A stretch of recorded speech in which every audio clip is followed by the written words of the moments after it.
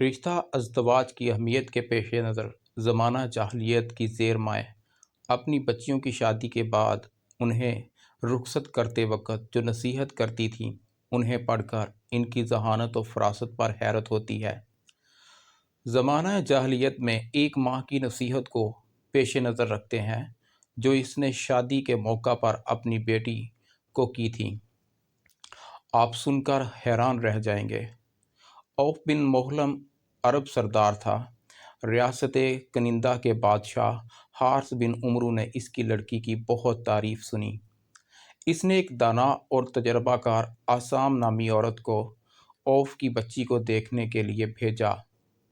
آسام نے واپس آ کر اس بچی کا سراپا جس انداز سے بیان کیا، اس کے خصائل و شمائل کا جامع تذکرہ کیا، وہ بھی عربی ادب کا ایک شاہکار ہے۔ رشتہ طے ہو گیا۔ رسم نکاح کے بعد جو نصیحت اس کی ماں نے کی وہ پیش خدمت ہے۔ اس نے کہا، پیاری بچی، اگر وصیت کو اس لیے ترک کر دینا روا ہوتا کہ جس کو وصیت کی جا رہی ہے وہ خود عقل مند ہے تو میں تجھے وصیت نہ کرتی، لیکن وصیت غافل کے لیے یادداشت اور عقل مند کے لیے ضرورت ہے۔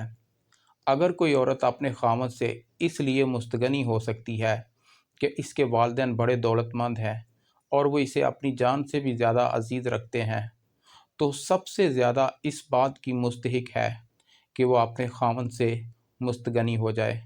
لیکن حقیقت یہ ہے، عورتیں مردوں کے لیے پیدا کی گئی ہیں اور مرد عورتوں کے لیے پیدا کیے گئے ہیں۔ اے میری نور نظر، آج تو اس فضا کو الوداع کہہ رہی ہے جس میں تو پیدا ہوئی۔ آج تو اس نشیمن کو پیچھے چھوڑ رہی ہے جس میں تو نے نشو و نما پائی۔ ایک ایسے آشیانے کی طرف جا رہی ہے جسے تو نہیں جانتی، اور ایک ایسے ساتھی کی طرف کوچ کر رہی ہے جس کو تو نہیں پہچانتی۔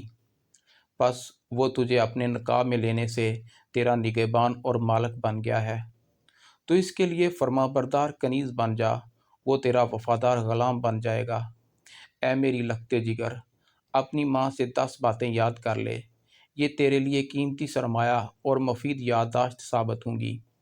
سنگت کنائے سے دائمی بنے گی اور باہمی میل جول اس کی بات سننے اور اس کا حکم بجا لانے پر پرمسرت ہوگا۔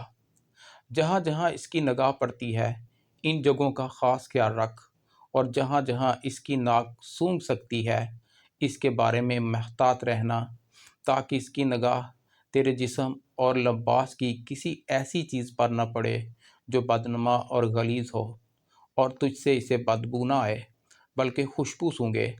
اس بات کا خاص خیال رکھنا، سرما حسن کی افزائش کا بہترین ذریعہ ہے اور پانی گمشدہ خوشبو سے بہت زیادہ پاکیزہ ہے۔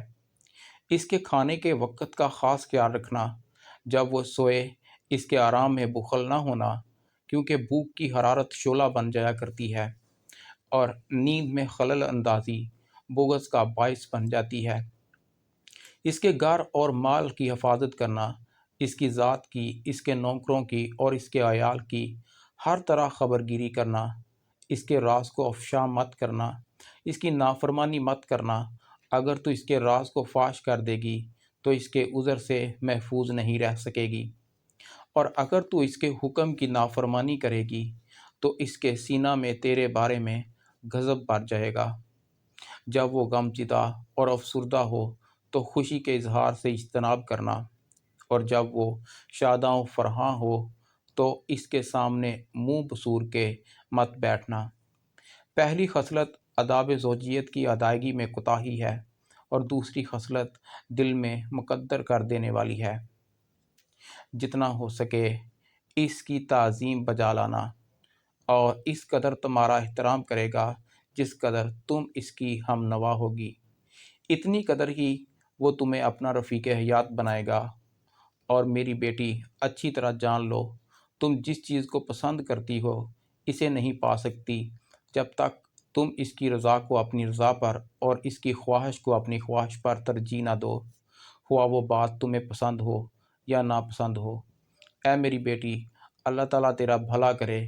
چنانچہ وہ بچی رخصت ہو کر اپنے شوہر کے پاس آئی۔ اپنی ماں کی ان نصیحتوں کو اس نے اپنا حرز جان بنا رکھا۔ اور اس نے عزت و آرام کی قابل رشک زندگی گزاری۔ بادشاہ اس کی بڑی قدر کیا کرتا تھا اور اس کی نسل سے یمن کے 7 بادشاہ پیدا ہوئے۔